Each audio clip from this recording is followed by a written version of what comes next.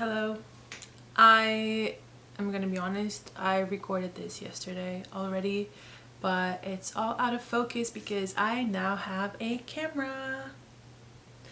I'm no longer using my phone to film, so I'm getting used to how the camera works because I've never used a camera before and it doesn't have automatic focus as a feature, so I have to focus manually, and it's kind of hard when you're looking at the viewfinder from afar because you can't get up close because then you won't be able to focus on something that's in the background if you're in the foreground. So it's kind of difficult, so I hope this time it's in focus. But yeah, welcome back to my channel. Welcome to my second quarterly recap of the year.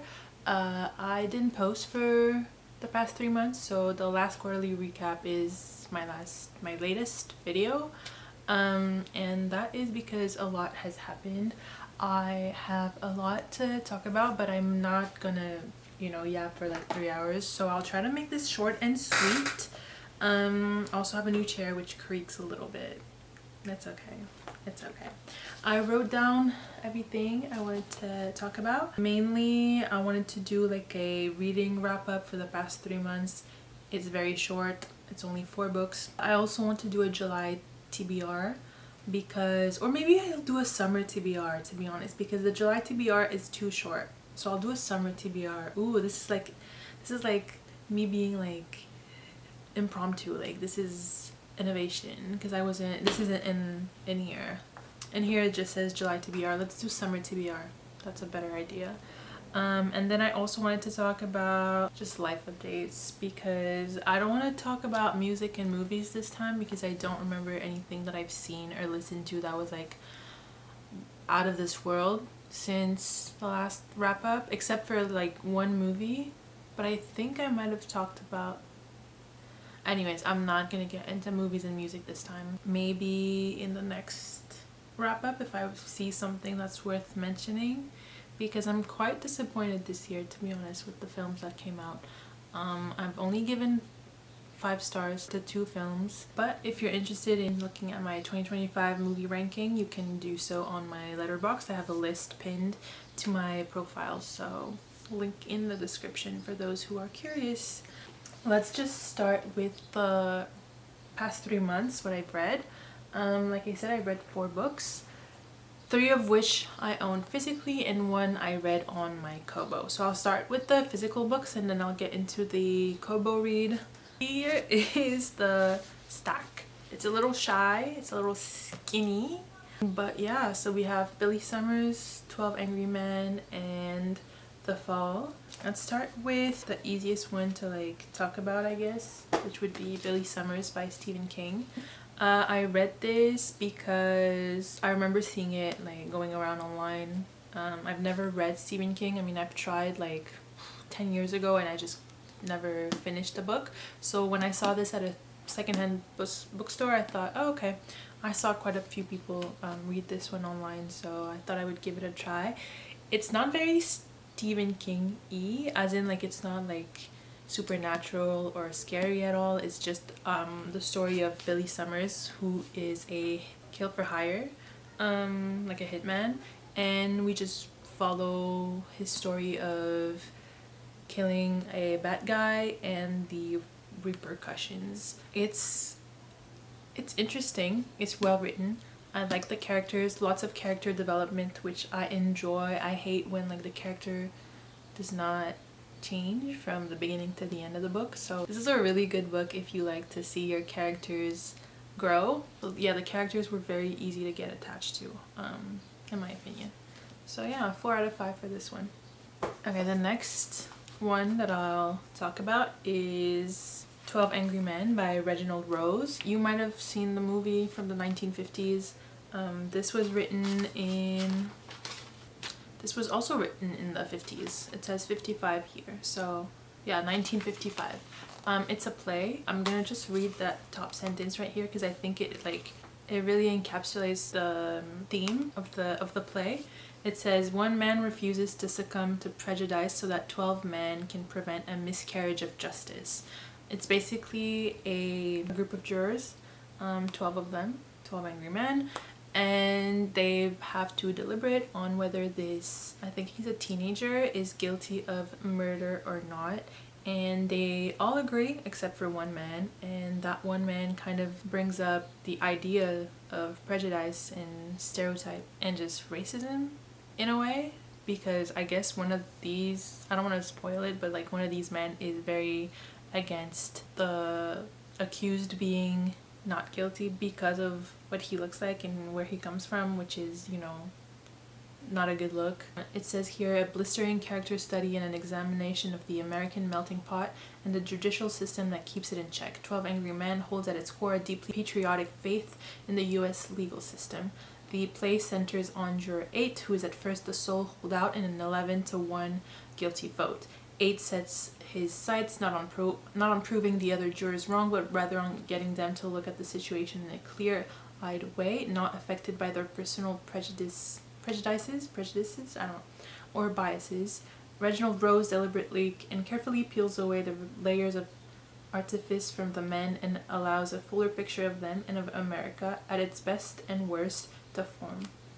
After the critically acclaimed teleplay aired in 1954, this landmark American drama went on to become a cinematic masterpiece in 1957, starring Henry Fonda, for which Rose wrote the adaptation. More recently, 12 Angry Men had a successful and award-winning run on Broadway. Yeah, I think this edition is from 2006, so I don't know if there's still a Broadway show, but yeah, highly recommend.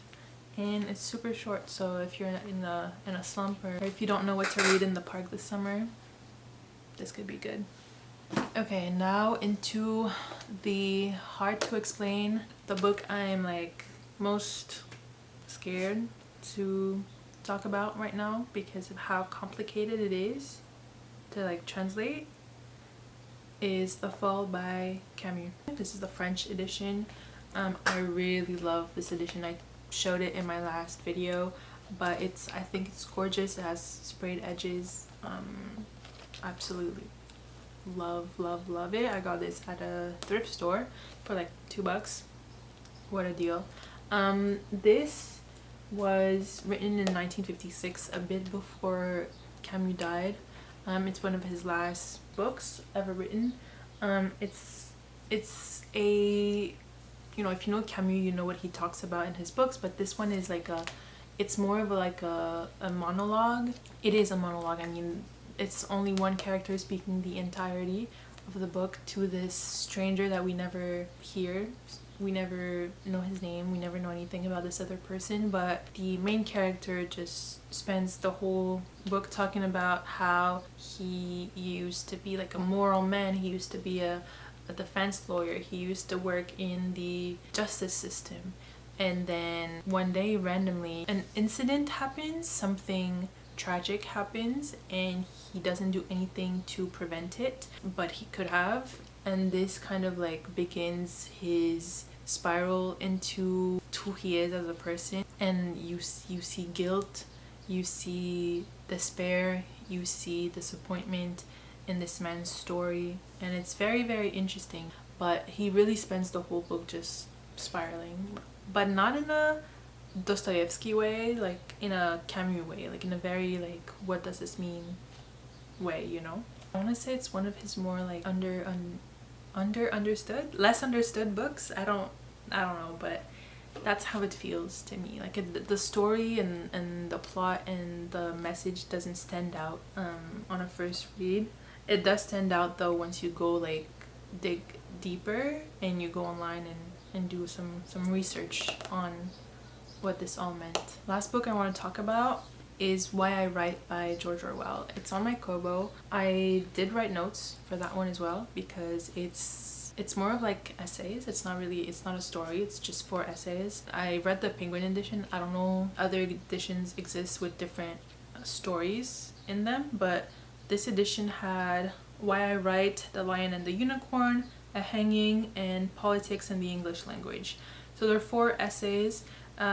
It's mostly like overall about England in the 1930s, 40s-ish, maybe even before. It's about colonialism, capitalism, fascism, just all the good stuff. Just kidding. yeah, so it's about all of that. I know you can find like the essay that's called Why I Write for free online, so I would recommend reading that one. They're all very good, by the way, very insightful, very interesting. I learned a lot actually from this. To me, one of these essays stood out, which was The Lion and the Unicorn. I even wrote it in my Goodreads review. It's an essay that's subdivided into 3 essays. It's mostly about England and the politics of England, but it could really truly apply to like today's politics in major parts of the world, maybe even England still. I'm not sure. But yeah, if you want to learn about what brought Orwell to write like 1984 and Animal Farm, I highly recommend, because it really like opens your eyes into what his reality was and how smart this man actually is. Like, I knew he was smart from his books, but like this really puts it into perspective. I just wanted to talk about one specific quote, and not even one specific quote because I highlighted so much of this book, but this is just one from The Lion and the Unicorn that I think is interesting, specifically now in our modern world. It says, "At normal times, a capitalist economy can never consume all that it produces, so that there is always a wasted surplus, wheat burned in furnaces, herrings dumped back into the sea, etc., etc., and always unemployment. In time of war, on the other hand, it has difficulty in producing all that it needs, because nothing is produced unless someone sees his way to making a profit out of it." Need I say more? Let's keep it at that. Maybe one day I'll get into it and make a whole video on these essays, but not in this recap. Okay, so let's jump into my current reads, which are gonna like melt into the July/summer TBR. You're gonna see why in a second. So this stack is a lot heavier than the other one, not because there's more books. There's less actually, but like I said, this is the current reads. I'm gonna try to make the TBR a little heavier than it already is. So yeah, here's what we have. 3 big books. We have Babel, which I started reading last week, so like first week of July. I'm already about 30% in. Really like this one. Oh, I think my camera's about to die, guys. Let me make it quick. I have The Idiot by Dostoevsky, and I'm trying to finish The Count of Monte Cristo by Alexandre Dumas. This is my own copy that I printed myself, so you can't find this anywhere else. That's why it's so big. And this is just 1 tome out of 2 that I made. So anyways, I'm halfway through the 2nd tome, so I'm almost done. Okay, I changed my battery. Let's get those 3 books back on my lap. Let's start with Babel. I'm reading Babel with 2 other friends, so I'm taking my time with it because they're really slow readers, so that's why I'm only 30% in. I think if I was reading on my own like time, I would be like almost done pretty much, because this is really fast-paced and it's really well written, so it's easy to, you know. For those who don't know, this is the story about an orphan, you could say. Yeah, this is a story of an orphan from China that gets brought over to the UK in the 1800s. I don't remember exactly what year. And he gets brought over by this professor who works at Oxford in the Tower of Babel. And in this tower, you know, Babel, they do translation, and they need, I guess, this child, because he's a child at the time that they bring him over, to help with translating Chinese texts. In the first chapter, while he's still in China, we learn about these silver bars that can heal, and that's it. We see that they work on this child, and we're left wondering, what are these silver bars? Who is this professor? Why is he bringing this orphan back to the UK from China? How does he know this child? Why this child? It's like a mix of literary fiction and fantasy, and I'm not a fantasy reader, so this is my first time reading adult fantasy. I've read a lot of like children fantasy, I want to say, like when I was, I don't know, 10, 12, so we'll see. So far I really like it. The next book that I'm currently reading and I'm trying to finish this summer is The Count of Monte Cristo by Alexandre Dumas. I've seen this book in like 2 of my previous videos, I think. I have been trying to read The Count of Monte Cristo since like March, maybe February, I don't remember. It's really good. I just wasn't in the mood. Like one day I just randomly wasn't in the mood anymore, and then I never picked it back up until like a few days ago. So yeah, it's still really good. Like I'm really into it. I just, for some reason, I'm not like as into it as I was when I started. Normally there's 6 tomes, okay, in French. I printed it in 2 tomes, but normally there's 6. I'm on tome 5 out of 6. The first like 2-3 tomes, the first tome is actually really good and really fast paced. The second and third tome too. I think mid 3rd tome and 4th tome they're kind of like more slow and not as like inviting in my opinion, but it's picking back up now. So yeah, excited to finish this one. So it's both on my TBR and on my current reads. And then finally, the book I'm like dreading finishing the most because it's so boring compared to the other books I've read by Dostoevsky is The Idiot. The Idiot is a story about a prince that has nothing up there. He knows that. He even tried to get it cured, the nothingness. He's an idiot, so like for some reason he's aware. I don't know how that happened. I'm just gonna read you guys the back because I could not begin to explain what this is about in no way, shape or form. After his great portrayal of a guilty man in Crime and Punishment, Dostoevsky set out in The Idiot to portray a man of pure innocence, the 26-year-old Prince Mishkin. Following a stay of several years in a Swiss sanatorium, returns to Russia to collect an inheritance and be among people. Even before he reaches home, he meets the dark Rogojin, a rich merchant's son whose obsession with the beautiful Nastasia Filipovna eventually draws all 3 of them into a tragic denouement. In Petersburg, the prince finds himself a stranger in a society obsessed with money, power, and manipulation. Scandal escalates to murder as Dostoevsky traces the surprising effect of this positively beautiful man on the people around him, leading to a final scene that is one of the most powerful in all of world literature.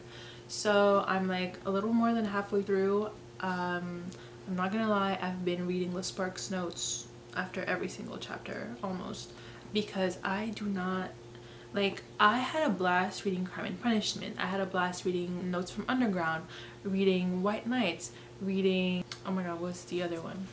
The Dream of a Ridiculous Man. That one was really good also. Yeah. Out of all the 4 books that I've read of Dostoevsky, they've all been quite quote-unquote easy to understand and read. This one has me in a like eternal question mark. I don't know if it's the translation or the story, but it's really hard to follow in my opinion. So yeah, thank you Sparks Notes, please sponsor me. So hopefully I finish it and I can see what this most powerful final scene is. I've heard good things from other people. Like, this is some people's favorite Dostoevsky book, so I'm gonna finish it. I'm gonna pull through. I still want to read more Dostoevsky. This is like 1 out of 5 that I'm not messing with. I have The Gambler that I want to read, and I have the Brothers Karamazov up there as well that I want to read. So those will come, maybe not on my July TBR, or not July, I keep saying July, on my summer TBR, but definitely on my Dostoevsky TBR. I really want to read everything he has ever written because I really resonate with the existentialism of it all. Except this book doesn't really have that. Maybe not yet, or maybe I'm again not following well enough. But now for my summer TBR, I don't really know what I want to read, so I'm just gonna go at random, to be honest. I've gotten like maybe 10 or 11 new books since my last video. I can't decide if I want to pick from the new stuff or from the old stuff that I've had for longer. Let me see. I'm gonna pick 3. Okay, I'll pick 4. I'll pick 4, yeah. I was gonna say I'm gonna pick 3 to be like reasonable and realistic, but I'm gonna pick 4 because most of what I have isn't that big. Like, they're quite skinny books. So let me pick 4 and I'll be back. So I kind of picked at random, but I also just picked books that I've now I'm realizing just gotten like less than 3 weeks ago except for one. So let's just go with the oldest one first. This one I bought months and months ago, like probably during this last winter, and I've yet to read this, so I really want to get to it. I saw Jack in the Books, Jack Edwards, call this like the great American novel. So it's super short. I need to see what this is all about. I think I've seen the movie like forever ago, so I don't really remember what went on. I'm honestly looking forward to like seeing what this great American novel is about. Is it the writing? Is it the story? Is it the characters? I'm curious. The next one on the list is Giovanni's Room by James Baldwin. It's set in the 1950s Paris of American expatriates, liaison, and violence. A young man finds himself caught between desire and conventional morality. With a sharp, probing imagination, James Baldwin's now classic narrative delves into the mystery of loving and creates a moving, highly controversial story of death and passion that reveals the unspoken complexities of the human heart. So that's another short little book. I've heard so much. Everyone I've heard that has read this book has loved it, so I want to be the next one on that list. Stoner, John Williams. I've no idea what this is about. I've seen this kind of growing love for NYRB's, New York Review Books, and I fear I have fallen into the same hole as everybody else because they look so good. The covers are so good. These are always consistent. I'm looking at you, Penguin. But the story, got no idea what this is about. I've just seen, again, a lot of people recommend this. So let's read the back together. William Stoner is born at the end of the 19th century into a dirt-poor Missouri farming family. Sent to the State University to study agronomy, he instead falls in love with English literature and embraces a scholar's life, so different from the hardscrabble existence he has known. And yet as the years pass, Stoner encounters a succession of disappointments.